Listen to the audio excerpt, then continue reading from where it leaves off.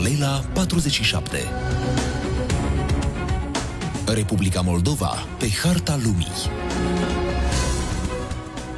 Bună seara, dragi ascultători! De la microfonul Radio Moldova vă salută Mihai Mogâldea și vă invit să rămâneți alături de noi la o nouă ediție a emisiunii Paralela 47, dezvoltată de către Radio Moldova în parteneriat cu Institutul pentru Politici și Reforme Europene.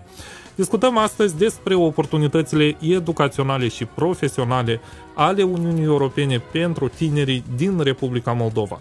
În platoul Radio Moldova îi avem alături de noi pe doamna Claudia Melinte, coordonatoarea oficiului Erasmus Plus în Republica Moldova. Bună seara și bine ați venit! Bună seara și mulțumesc pentru invitație! Și Cristina Berlinski, coordonatoare de proiecte în cadrul Asociației pentru Democrație Participativă ADEPT. Bine ai venit, Cristina! Bună seara!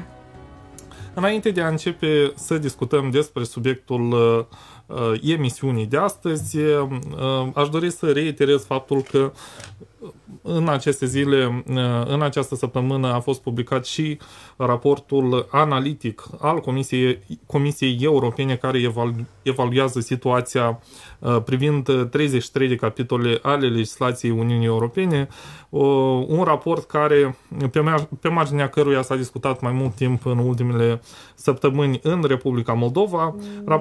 Raportul analitic prezintă situația aferentă pe cele 33 de capitole ale legislației Uniunii Europene și completează, de fapt, prima parte a opiniei Comisiei Europene prezentată în luna iunie anului 2022, opinie de altfel care a fundamentat statutul de țară candidat la Uniunea Europeană obținut de către Republica Moldova.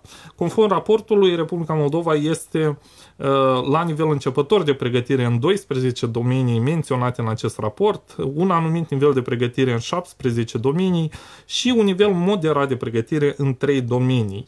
Nota generală oferită Republicii Moldova în contextul acestui raport privind armonizarea legislației naționale la cea europeană este de 1,8 din 5 puncte posibile, mai puțin decât Georgia și Ucraina, dar în același timp cu mențiunea faptului că au fost înregistrate mai multe progrese pe domenii importante pentru țara noastră, precum cele care țin de securitate și politică externă. Mai multe informații privind acest subiect sunt oferite de către Ministerul de Externe al Republicii Moldova, iar noi revenim la subiectul discuției de astăzi și o să încercăm să explicăm pe înțelesul tuturor mai multe detalii despre oportunitățile care sunt oferite astăzi de către Uniunea Europeană pentru tineri, pentru studenți, pentru cei care sunt interesați de o creștere profesională, de noi cunoștințe, de noi abilități ce pot fi învățate cu suportul Uniunii Europene. Doamna Melinte, o să încep discuția cu dumneavoastră și aș dori să abordăm un pic cronologic evoluția programului Erasmus Plus, un program care este deja în al 3-lea deceniu de activitate și un program care se bucură de o imagine extrem de bună, pozitivă în țările membre ale Uniunii Europene, având un număr semnificativ de absolvenți. Dacă ne puteți spune câteva cuvinte despre istoria acestui program și evoluția sa în timp, ca și ascultătorii noștri să înțeleagă despre ce merge vorba. Da, mulțumesc. Într-adevăr, programul Erasmus Plus este un program far, să zicem, un program de o importanță deosebită. Mi-mi pare că în cadrul celor programe existente în Uniunea Europeană, el este unul din programele de cel mai mare succes și, într-adevăr, anul acesta, anul trecut, chiar în 2022, noi am sărbătorit 35 de ani, deci are o aniversare, o vârstă frumoasă acest program. În Republica Moldova, Erasmus Plus este prezent tot de mult timp deja, de 28 de ani, deci din 1994, Și acest program, de fapt, s-a dezvoltat ca un program de cooperare intraeuropeană. La început el s-a dezvoltat între 6 țări membre, deci a pornit de la ceva foarte micuț, cu 3000 de mobilități pe an. Și deci și-a avut primul scop de la ce s-a pornit el să stabilească niște conexiuni internaționale între universitățile europene. Deci s-a născut el și s-a dezvoltat inițial ca un program la nivel universitar.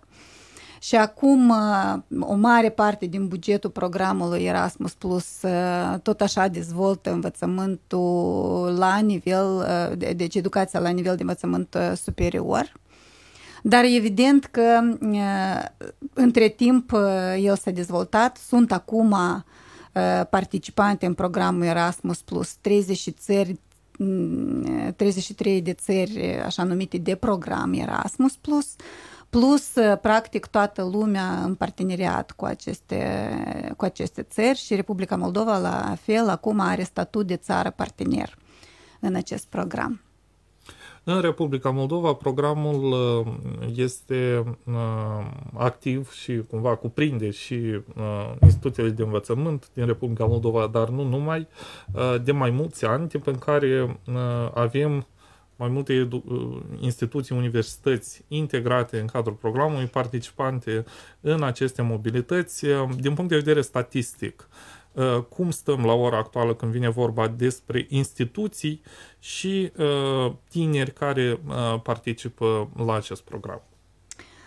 Într-adevăr, programul este foarte prezent în instituțiile de învățământ superior și dacă vorbim de statistici, practic, marea majoritate, să zicem cu excepția unei, două universități, toate sunt implicate în implementarea programului Erasmus+. Implicarea acestora diferă de la tip de proiect, de la un tip de proiect la altul. Și ca să vă explic așa mai clar, noi avem o experiență foarte bună în 3 tipuri de proiecte, în linii generale. Cel mai cunoscut și acela care de fapt a făcut faima programului Erasmus Plus sunt proiectele International Credit Mobility, deci proiectele de mobilitate internațională, așa numită de credite, care aceste proiecte sunt deschise atât studenților noștri, cât și profesorilor și mai mult decât atât, aceste proiecte permit ca nu doar studenții și profesorii noștri să plece din Republica Moldova în țările, cele 33 țări de program, după cum ziceam, dar și ca profesorii și studenții să vină în universitățile din Republica Moldova pentru experiențe diverse. Și în acest sens, dacă să vă zic așa niște cifre, pe parcursul acestor ani, da, noi estimăm un număr de mai mult de 6.000 de mobilități efectuate, mobilități academice, deci legate de studiile universitare. Și ca să vă arăt și dinamica, doar în ultimii 7 ani avem mai mult de 3.600. Deci vă dați seama că numărul de mobilități crește și crește tot mai mult în ultimii ani. Deci așa o perspectivă ne desenăm, ne imaginăm noi și pentru viitor, mai ales că acum, având statut de țară candidat, evident că avem așteptări și mai multe, drept că pentru acest lucru va trebui să trecem încă altă porțiune de creșterea capacităților noastre. Dar universitățile participă nu doar în proiectele de mobilitate internațională de credite. Chiar dacă, încă o dată, vreau să spun că pentru studenți, evident că acestea sunt acele proiecte care le deschid o oportunitate de a participa direct acum când își fac studiile în Republica Moldova, să-și facă o parte din studii în universitățile europene. Alte 2 tipuri de proiecte în care am avut deja succese, pot spun așa, chiar dacă totdeauna ne dorim mai mult, evident, sunt proiectele așa numite de consolidare a capacităților în învățământul superior, în engleză Capacity Building for Higher Education. Avem astfel de proiecte până acum implementate 21. Am avut în trecut proiecte Tempus, foarte multe, 80 de proiecte Tempus care au fost implementate până în 2015. Deci avem și proiecte Jean Monnet, care sunt proiecte destinate proiectelor, să zicem, proiectelor individuale ale profesorilor din universități. Deci tot așa, undeva acum avem implementate vreo 27 de proiecte de așa fel, toate proiectele de care vorbeam, Jean Monnet, Capacity Building for Higher Education, aceste proiecte, sau în cadrul acestor proiecte, Moldova are dreptul de a depune proiectele proprii în Jean Monnet. De fapt, aceasta este regula, câștigă doar acel profesor sau grup de profesori care și-a închipuit proiectul și l-a imaginat, a avut idee inițială, l-a scris, l-a aplicat și l-a câștigat și deci îl implementează. Deci este o experiență după noi extrem de importantă, deoarece antrenează profesorii în a scrie proiecte, în a gestiona proiecte și evident că acestea sunt proiecte care corespund necesităților directe a profesorilor, ne mai vorbim de faptul că fac profesorul mai independent și, în primul rând, este o cale foarte dreaptă spre a obține realizarea visului propriu.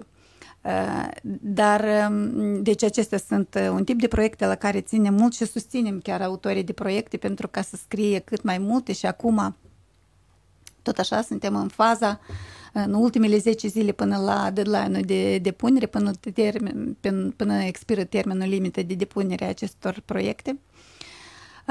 Și proiectele Capacity Building, deci consolidarea capacităților în învățământul superior, sunt proiecte grandioase, de fapt, la care tot așa ținem mult și care sunt interesante din absolut alt aspect. Proiectele de consolidare a capacităților sunt proiecte de consorții de universități, deci ele reunesc de la un minimum de 10-11 universități până la 20 și ceva, deci de obicei 22 maxim universități, ceea ce am avut noi în practică, poate că undeva ceva mai mult. Deci universități din Uniunea Europeană, din țările membre ale programului Erasmus+, universități din Republica Moldova, universități din alte țări din lume. Și acestea de obicei sunt proiecte tematice care se focusează pe o problematică anumită de modernizare a învățământului superior într-un anumit domeniu și aceste proiecte sunt scrise, depuse atât de universitățile din țările membre a Uniunii Europene, țările de program Erasmus+, cât și universitățile din Republica Moldova pot depune scrie proiecte și să le depună și să le câștige, evident. Practica noastră este o practică reușită care ne bucură. Deci din 21 de proiecte care au fost până acum selectate, 7 au fost câștigate de universitățile noastre, universitățile din Republica Moldova. Au aplicat evident mai multe universități, dar 7 au fost selectate, este un număr impunător ca procentaj. Deci, în cadrul acestor proiecte, universitățile din Republica Moldova au conceput ideea, au pus-o pe hârtie, au scris proiectul și la urmă au învățat și au reușit să o facă, chiar să conducă, să coordoneze aceste consorții de universități și în consorții intră universități serioase, universități din Franța, Germania, deci din oricare din aceste țări, 33 țări de program. Și acest lucru înseamnă că de ce așa mult ținem la aceste proiecte de consolidare a capacităților în învățământul superior, deoarece ele permit nu doar să modernizeze un domeniu anumit care corespunde tematicii proiectului, dar antrenează universitățile într-o cooperare internațională mult mai profundă, mai mult decât atât explică sau învață prin a face ceva, prin a implementa proiectul universităților și să gestioneze financiar și managerial un consorțiu internațional. Deci, încă o dată, avem așa o practică, ne bucurăm foarte mult și universitățile noastre câștigă proiecte în acest sens și mă gândesc că Erasmus Plus este exact o platformă care oferă oportunitatea de a învăța în multe direcții, de fapt, de a învăța să îți pui un scop în față, să-l realizezi. Și între timp, între acest a pune scop și a-l realiza, te și învață cum să scrii proiectul, cum să-l implementezi, cum să-l gestionezi, cum să-ți creezi o rețea de cooperare internațională. Deci este un instrument extrem de puternic, programul Erasmus Plus, de care dispun universitățile noastre și pe care tot mai bine îl gestionează, îl folosesc, deoarece, ca și oricare alt instrument, programul Erasmus Plus este un instrument doar. Deci poți să-l folosești bine, poți să-l folosești mai puțin bine, poți să nu-l folosești deloc. De ce îndemnul nostru este atât pentru studenți cât și pentru stafful universitar, aveți acest instrument, folosiți-l. De acord, revenim un pic mai târziu la impactul acestui program pentru societate în ansamblu și pentru, poate, dezvoltarea tinerilor, profesorilor, universităților participante în cadrul programului. Iar între timp aș vrea să continuăm discuția pornind de la un alt proiect al Uniunii Europene, un program de burse dezvoltat în cadrul Forumului Societății Civile al Parteneriatului Estic, care la fel este orientat către tineri și care oferă anual șansa la circa 20 de tineri din țările Parteneriatului Estic să beneficieze de sprijin financiar pentru ca să-și pună în practică ideile. Cristina, tu ești una din absolventele acestui program și o să te rog să ne prezinți la început care este miza programului și ce obiective, ce rezultate își propune să atingă. Deci programul, în primul rând, acest program este dedicat reprezentanților societății civile. Am auzit despre mediul academic, acum trecem la activiști civici, să zic așa. Sunt acordate anual mai multe tipuri de burse reprezentanților societății civile, activiști civici, în cadrul facilității parteneriatului estic, și anume persoane care își propun și își doresc să facă, să întreprindă o acțiune mai amplă prin care să aibă un impact în comunitate și în societate. În principiu, la acest program participă 6 țări. Este vorba de Republica Moldova, Ucraina, Belarus, Georgia, Armenia și Azerbaijan. Și se selectează în funcție de tipul programului, pentru că ultimul apel a fost vorba de un program destinat proiectelor care susțin solidaritatea în raport cu Ucraina, iar programul la care eu sunt bursieră este vorba de încurajarea reprezentanților societății civile să facă o schimbare în comunitățile lor. În principiu, obiectivul programului este focusat pe mai multe teme. Urmărește inclusiv ce ține de partea cu digitalizare, bună guvernare, economie, pare misia, inclusiv și IT, domeniul tehnologiilor informaționale, dar cu impact spre societate. Eu sunt bursier selectat în cadrul apelului făcut în 2022, adică proiectul meu a fost implementat în 2022 și a urmărit să susțină sau să îmbunătățească capacitatea societății civile, mai exact a 15 organizații ale societății civile care activează la nivel local, să-și îmbunătățească capacitatea de a evalua și identifica corect necesitățile tinerilor și femeilor în comunitatea locală. Cunoaștem destul de bine că întotdeauna organizațiile societății civile, mai ales cele care nu au fonduri, încearcă să se plieze la diferite obiective ale diversor apelor de granturi, fără să ia în calcul scopul și obiectivele pe care și le-au setat în statutul organizației.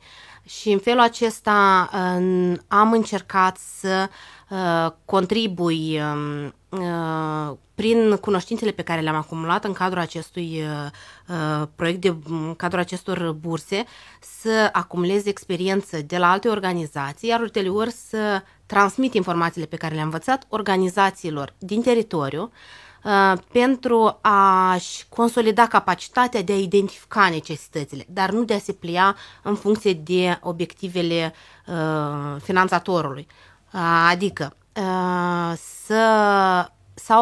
s-au organizat instruiri în teritoriu, am selectat 15 organizații ale societății civile, câte 5 din fiecare regiune.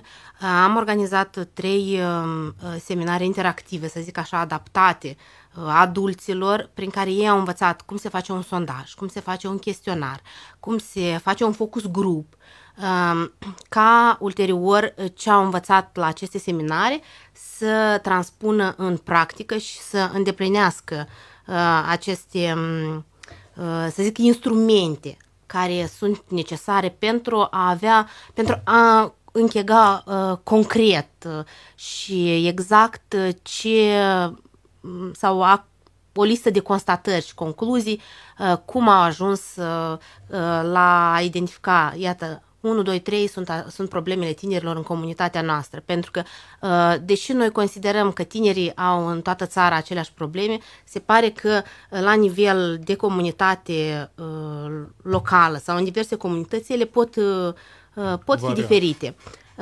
Alte activități în cadrul proiectului au fost aceste vizite de studiu de care vă spuneam. Am vizitat 4 organizații din 2 țări diferite. Am fost în România și în Belgia, iar ulterior am elaborat un instrumentariu cu toate aceste tehnici și pași pentru organizațiile societății civile de la noi, care au fost repartizate diverselor organizații, nu doar acestor care au participat la instruire, și am fost așa un pilon de legătură între organizațiile care le-am vizitat și organizațiile locale, pentru că între ei au făcut cunoștință și au putut să păstreze o legătură pentru a se consulta ulterior în alte activități, a face parteneriate diverse. Respectiv, am mentorat 5 organizații, prin intermediul organizațiilor vizitate, am mentorat 5 organizații de la noi, care au încercat să învețe și ele, de la distanță, să zic așa, să învețe cum practică organizațiile europene acest proces eficient de a identifica necesitățile cetățenilor. Cristina, ai atins un subiect important și anume problemele pe care le-ai identificat din rândul grupurilor țintă, precum tinerii, și aș vrea să ne oprim un pic și la acest aspect, pentru că, de altfel, pe lângă oportunitățile existente, evident, în procesul de promovare a acestor oportunități la nivelul universităților, la nivel local, în interacțiunea cu mediul academic și societatea civilă, putem atesta și niște probleme. Le putem vedea cu ochiul liber atunci când programele sunt în plină desfășurare. Doamna Milinte, care ar fi principalele vulnerabilități, provocări, când vine vorba despre integrarea, atragerea unui număr mai mare de participanți în cadrul programelor Erasmus Plus în Republica Moldova? Principalele probleme, probabil, nu știu dacă aș lista acum toate problemele, dar una din probleme este, de exemplu, lipsa de curaj a studenților de a pleca peste hotare, ceea ce ne-a surprins, de fapt. Noi totdeauna credem că studenții sunt gata chiar astăzi să iei valiza și rucsacul și să plece peste hotare. Ori noi ne-am dat seama că din experiența celor chiar care au plecat deja în mobilitățile academice, nu toți aveau curajul la început să plece. Mai ales că de obicei universitățile tind să trimită cei mai buni și studenți care au note înalte, aceia sunt de obicei cuminți, nu totdeauna curajoși. Și într-un fel aceasta ar fi o provocare, deoarece studenții noștri, de fapt și profesorii noștri, nu totdeauna sunt încrezuți în forțele proprii. Și asta ar fi, de exemplu, o problemă. Noi ne-am dat seama că, de exemplu, profesorii în multe cazuri sunt nevoiți să susțină destul de mult studentul pentru ca să se hotărască să plece peste hotare. Chiar la studii în cadrul universității. Vă spun, chiar dacă programul Erasmus Plus oferă condiții chiar foarte bune, chiar și o bursă interesantă, în sensul că, în dependență de țara în care studentul va pleca la studii, el va primi lunar o bursă de la 800 până la 900 de euro, deci pe lună. Această bursă nu se stabilește de către universitatea noastră, nici de universitatea gazdă. Ghidul programului stabilește o bursă anumită în dependență de țara în care studentul va pleca la studii. Și deci poate că de multe ori atât studenții și profesorii nu sunt siguri în acel nivel de limba engleză pe care îl posedă și aici chiar cred că este o provocare pentru mulți dintre noi, deoarece ar fi bine ca, iată, engleză și, de fapt, limbile străine să fie mult mai bine predate și învățate la orice nivel de studii, din cauza că, într-adevăr, o integrare internațională nu poate fi decât prin a cunoaște limbi străine. Și acest lucru tot este extrem de important. Și tot așa, eu aș zice că nu atât m-aș axa pe probleme cât pe oportunități, deoarece aceste oportunități totdeauna se deschid multe noi și noi. Vreau să spun că pentru tineri, chiar în afara sistemului de învățământ superior, programul Erasmus oferă oportunități de participare în calitate de voluntari. Deci există programul Erasmus Plus for Youth, adică pentru tineri, și Erasmus European Solidarity Corps, care oferă posibilități de voluntariat pe perioade diferite și mai multe informații sau mai multe detalii, deoarece înțeleg că programul Erasmus oferă atâtea oportunități că nu cred că noi acum vom putea să le discutăm toate, dar dacă intrați pe website-ul nostru, pe Erasmus Plus, deci un cuvânt.md, veți căuta burse. Acolo veți vedea diverse burse și pentru studenți, și pentru staff academic, și pentru tineri. Deci este un oficiu, un centru de informare Erasmus Plus for Youth, deci pentru tineri, special pentru această activitate non-formală, în care tinerii tot așa pot pleca de la o săptămână până la un an în diverse proiecte tematice. Tot așa, tematica poate fi foarte diferită și vreau să spun că un alt tip de oportunități care s-a deschis practic în ultimii 2 ani, în cadrul noului program Erasmus Plus, avem un cadru nou pentru anii 21-27, deci sunt oportunitățile pentru instituțiile de învățământ profesional tehnic, VET Education, VET Institutions, deci instituțiile de educație și formare profesională, da? Și în acest sens, pentru aceste instituții este deschisă calea spre a participa în proiecte de consolidare a capacităților în acest domeniu. Deci noi am avut doar un apel până acum lansat, rezultatele căruia vor fi anunțate zilele următoare, să zicem așa, Și știm că pentru Republica Moldova noi în această primă selecție avem 2 proiecte câștigate. Și în acest sens presupunem că înainte este o cale foarte lungă și interesată și pentru instituțiile de învățământ profesional tehnic, deoarece, cum v-am spus, instituțiile de învățământ superior au deja o istorie de participare de aproape 30 de ani și cu alte instituții suntem doar la început de cale, dar ne închipuim că această cale va fi mult mai rapidă și plus avem deja o experiență foarte bună la nivel de instituții de învățământ superior și credem că această interacțiune doar va face ca această cale să fie trecută mult mai rapid și mai ușor.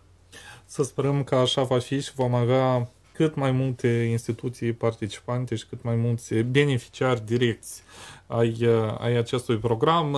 Dragi ascultători, este ora 17:42. Discutăm în platoul Radio Moldova despre oportunitățile educaționale și profesionale ale Uniunii Europene pentru Republica Moldova. Alături de mine o avem pe doamna Claudia Melinte, coordonatoare oficiului Erasmus Plus în Republica Moldova, și Cristina Berlinski, coordonatoare de proiect în cadrul Asociației pentru Democrație Participativă. Cristina discuta mai devreme cu doamna Melinte despre provocările care există în promovarea unor asemenea proiecte, inclusiv la nivel regional. Tu cu siguranță ai avut o experiență bună în acest sens și poate ai simțit mai aproape la firul ierbii, ca să zicem așa, care sunt problemele care se atestă atunci când vine vorba despre implicarea societății civile în cadrul unor proiecte internaționale cu finanțare UE și gradul acestora de participare în asemenea inițiative. Cu siguranță aici, în țara noastră, avem multe oportunități în acest sens, în special în ultimii ani, proiecte pentru societatea civilă. Care ar fi aici principalele provocări pe care ai putea să le punctezi? Eu pot vorbi din numele organizațiilor cu care am colaborat în cadrul acestui proiect, dar și unui proiect mai amplu pe care l-am implementat în parteneriat cu alte organizații de dezvoltare a organizațiilor societății civile. ADEPT a fost coordonatorul regional pe Sud. Ce pot să spun despre provocările organizațiilor societății civile în implicarea în cadrul diverselor proiecte europene și internaționale? Este lipsa de experiență, mai ales dacă vorbim de organizațiile societății civile la nivel local. Aceste organizații, după cum bine cunoaștem, au un număr foarte mic de persoane care lucrează, să zicem, full-time în aceste organizații. Majoritatea personalului sau resurselor umane implicate în organizații societății civile la nivel local sunt persoane care activează cu normă întreagă în alte activități, iar activismul civic îl dezvoltă în afara orelor de muncă și au puține resurse umane, au puține resurse financiare și cunoștințe, să zic așa, insuficiente pentru a aplica la proiecte mari, pentru că pentru a aplica la aceste proiecte mari, ele se aplică de obicei în consorțiu cu mai multe organizații, iar una din ele trebuie să fie cel puțin cu o capacitate mare de a putea ține pe umeri proiecte mari. De aceea, majoritatea organizațiilor societății civile la nivel local se implică în subgranturi ale diverselor proiecte europene, așa cum a fost, spre exemplu, proiectul Dezvolt, așa cum este și proiectul pentru reprezentanții societății civile, așa cum sunt și alte proiecte care se implementează și care oferă resurse financiare mici în raport cu capacitățile, sau mai bine zis, nu în raport, dar în funcție de capacitățile pe care le au organizațiile la nivel local. Și o altă provocare pe care o văd eu este capacitatea organizațiilor, iată, cunoștințele astea de limbă engleză, de a aplica, procesul de aplicare poate fi unul destul de anevoios pentru organizații, pentru că aceste proiecte solicită mult timp pentru a depune o propunere de proiect, solicită cunoștințe, expertiză, respectiv pe care organizațiile societății civile la nivel local nu o au. Sau chiar dacă o au, este insuficient anume pentru proiectele foarte mari ca să se plieze acestora. De aceea, de obicei, organizațiile care activează la nivel local se implică ca parteneri regionali, cum spuneam, la organizațiile care sunt mai solide la nivel național. Doamna Linte, un alt aspect important când vine vorba despre aceste proiecte cu sprijinul UIEJ pe care l-ați menționat ține de faptul că nu este vorba doar de beneficiari din Republica Moldova cu cetățenia Republicii Moldova, dar și studenți sau profesori care vin în Republica Moldova în cadrul acestor proiecte de schimb academic. De ce contează ca o universitate din țara noastră să beneficieze de această interacțiune cu parteneri din afară și care ar fi, după dumneavoastră, rezultatele pe care le putem vedea ca urmare a acestor interacțiuni, schimburi academice, acestui dialog intercultural până la urmă pentru societate. Dacă ne detașăm un pic de mediul academic, de ce contează acest lucru pentru noi ca cetățeni, pentru societate, pentru până la urmă dezvoltarea educației în Republica Moldova? De fapt, pentru universitate, ca și pentru o persoană în plan individual, este extrem de important să fie în contact cu alte persoane, în cazul universităților, cu alte universități. De ce? Deoarece acest lucru îi permite ca să nu se închidă în găoacea ei proprii. Pentru că acesta este un moment esențial pentru dezvoltare, pentru modernizare. Și în acest sens noi ne dăm seama foarte bine că sistemul nostru educațional la oricare nivel, nu neapărat doar la nivel de instituție superioară, necesită modernizare. Și acest lucru nouă ne este clar, chiar dacă nu ne comparăm cu universitățile europene. Ori dacă ne comparăm, atunci acest lucru devine evident. Deci, în primul rând, această interacțiune internațională este necesară pentru a înțelege unde suntem, locul. Deci să ne comparăm cu acei care lucrează în același domeniu cu noi. Acest lucru este, în primul rând, important. În al doilea rând, rezultatul pe care noi îl obținem deja, deci noi îl avem deja din această interacțiune a universităților, a cadrelor universitare, a universităților, este deja palpabil, deoarece atunci când profesorul nostru, da, dintr-o universitate din Republica Moldova, se hotărăște să plece, să predee, da, se hotărăște să plece într-un schimb academic și să predee disciplina lui în limba engleză, undeva, da, într-o universitate din Europa, la început lui e frică și tuturor le frică și asta e un lucru absolut normal, deoarece el se gândește că bine, eu predau aici la universitatea mea micuță sau mare, care oricum, în comparație cu orice care universitate europeană, orice universitate din Republica Moldova este o universitate mică, noi ne dăm bine seama. Și după ce pleacă și vede că a avut succes, deoarece se pregătește, oricare profesor, evident că se pregătește foarte bine și are succes și noi avem foarte multe exemple, deci este foarte multe experiențe frumoase în care profesorul după asta ne vine și ne spune că a fost înaripată de experiența pe care a avut-o, de interacțiunea cu studenții foarte diferită și cu profesorii și tot așa. Deci acest lucru în mod automat îi schimbă și interacțiunea cu studenții de acasă, din Republica Moldova. Și evident, în sensul bun a cuvântului. Pe de altă parte, atunci când studenții noștri pleacă în universitățile din Uniunea Europeană, din țările de program, universitățile diverse și vin înapoi și spun că uitați-vă, Eu acolo am avut absolut alte relații cu profesor-student, student-profesor. Absolut altă abordare a studenților față de studii. Toți studenții stau permanent în bibliotecile pline și absolut altă atmosferă. Acest lucru, vrei, nu vrei, schimbă și atitudinea și a studenților din grupa în care el învață și le trezește curiozitatea. Și îl schimbă în primul rând pe acel student care a plecat deja și a avut această experiență, el vine mult mai curajos, el deja știe că poate să trăiască fără mămica și tăticul și știe, a avut deja o experiență de a gestiona banii din bursă pe care o are, mulți din ei prima dată au așa bani, așa de mulți bani în buzunar.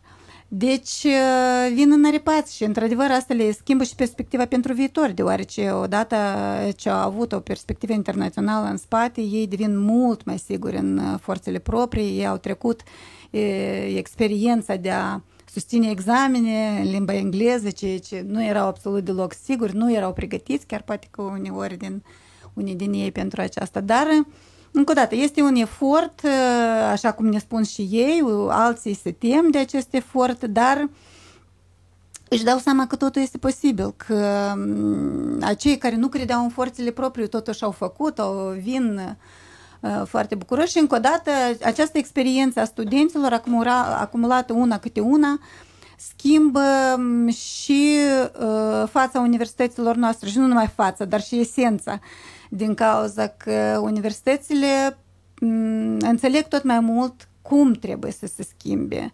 De foarte multe ori studenții le explică ce au trăit ei în universitățile gazdă pe parcursul experiențelor și acest lucru le explică foarte multe și universităților noastre. Este adevărat că încă avem un drum foarte lung de parcurs, deoarece pentru ca universitatea să fie într-adevăr internațională, spre exemplu, în engleză trebuie să vorbească și contabilitatea universității, nu doar profesorii universității, trebuie să vorbească chiar poate și multe alte slujbe universitare, atât la cămin cât și de fapt, chiar să zicem, acest lucru poate că ne deschide ochii și că majoritatea universităților noastre se află sau sunt concentrate în Chișinău, ceea ce nu este neapărat un punct pozitiv. Deci, într-adevăr, noi avem și universități regionale, dar asta e situația. Noi avem acum foarte multe universități concentrate în Chișinău și, paradoxal, Chișinău nu este oraș universitar. Nu se simte ca oraș universitar, deoarece orașul încă nu s-a învățat și universitățile poate că tot așa încă puțin cooperează între ele pentru a-l deschide studenților și a deveni într-adevăr oraș universitar și tot așa mai departe. Deci foarte multe orizonturi de dezvoltare se deschid și rămân în fața noastră și cu atât mai interesant asta ne arată că avem mult de făcut, dar și le-am face, deoarece programul Erasmus Plus oferă aceste oportunități și încă o dată programul este de fapt un instrument și el oferă studenților un instrument de a se dezvolta pentru ei personal ca persoană, persoană individuală, membru a societății, dar ca și profesionist.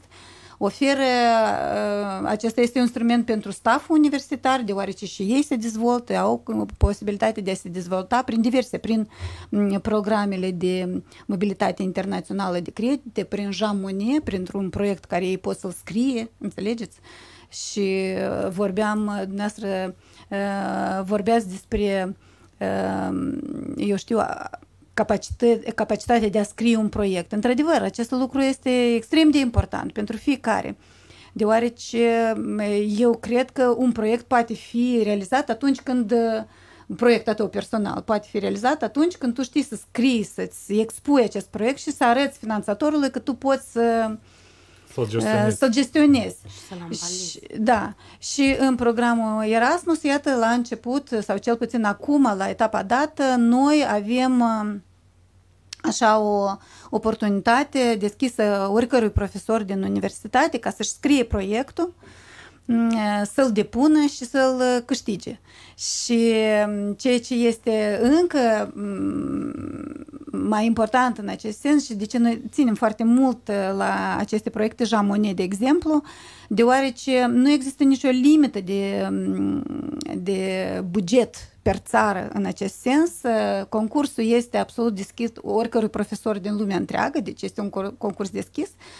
Și, de exemplu, noi pe parcursul anilor câștigam pe an, deci de la 0 până la maxim 4 proiecte pe an, pentru ca în ultimul an, în 2022, din 7 proiecte depuse, să câștigăm 5. Deci este un procent de succes care ne bucură foarte mult. Acest lucru ne spune că avem deja o expertiză, știm cum să scriem proiecte sau cel puțin avem deja o echipă care știe să scrie proiecte. Mai mult decât atât, această echipă este deschisă pentru schimb de experiență și pentru susținere. Ne mai vorbim de faptul că Oficiul Național Erasmus Plus este totdeauna deschis pentru a ajuta și a consulta în acest sens.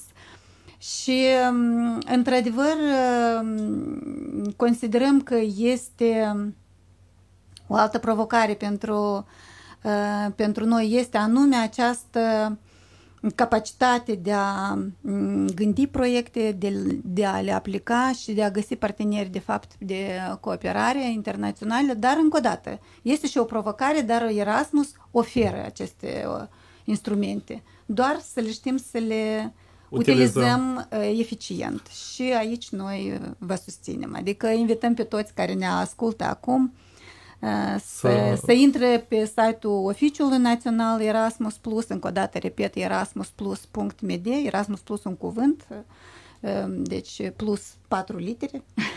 Exact. Și să analizeze, să găsească oportunitățile pe care le consideră relevante. Suntem la final de emisiune și, Cristina, poate în ultimul minut, aș vrea să ne zici dacă în ultimii ani, datorită suportului Uniunii Europene, avem un sector asociativ, avem niște organizații ale societății civile mai active, mai transparente, mai deschise să se implice în viața comunităților decât acum mai mulți ani în urmă și dacă această schimbare este vizibilă din punctul tău de vedere.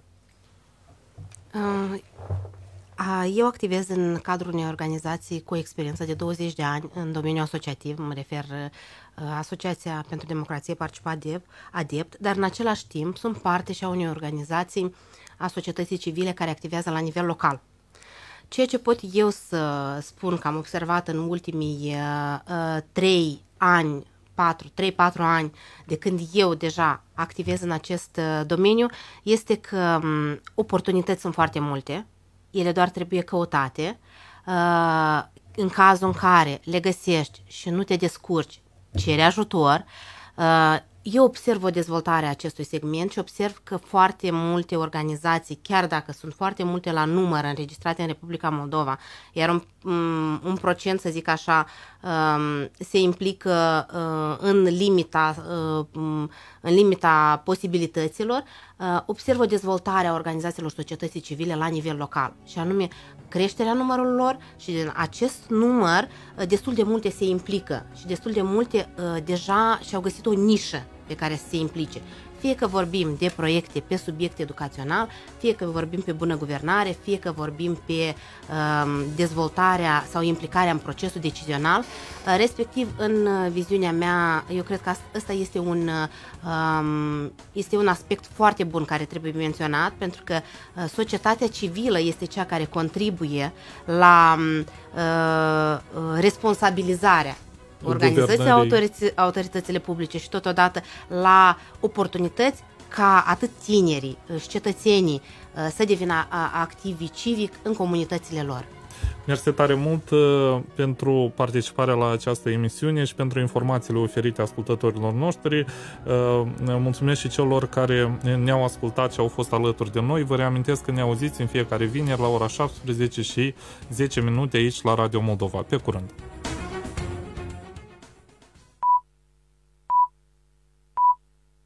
Aici Chișinău.